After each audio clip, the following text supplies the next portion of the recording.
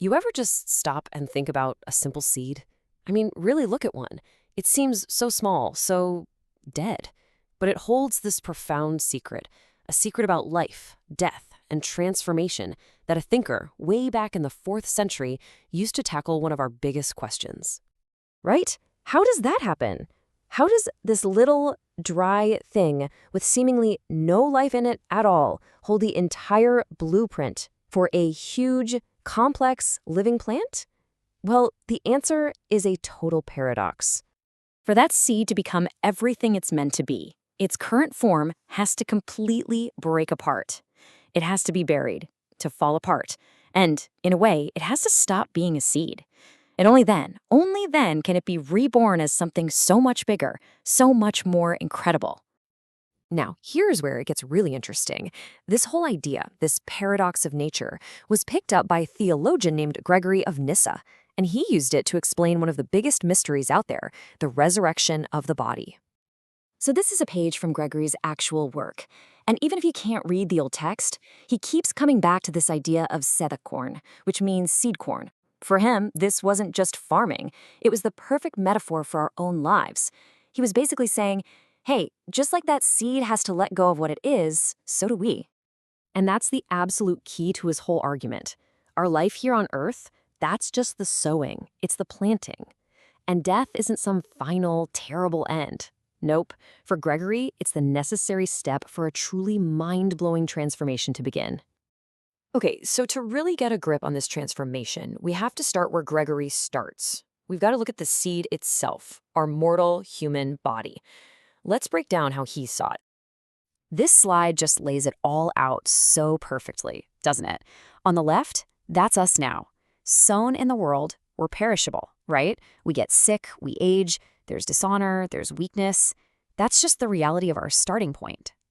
So basically, our physical bodies, our entire lives, that's just the planting process. We're temporary, we're fragile, we're definitely not the finished product. But if this is the before picture, what in the world does the after picture look like?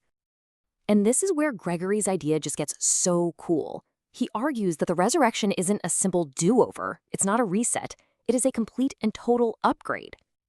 You know, that's a really common misconception, right? That we just get our old bodies back, maybe a bit polished up.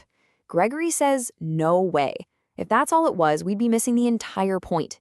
It's a transformation, not just a restoration. Wow, just listen to that quote from his text.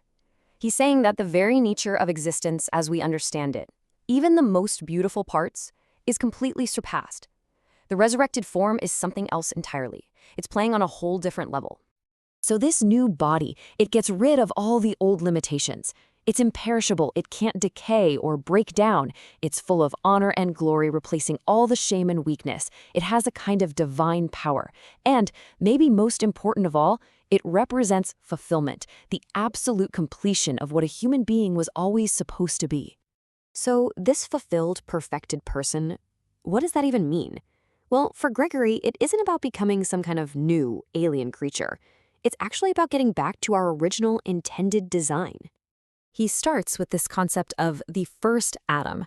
You can think of Adam as humanity's prototype, the first seed that was sown.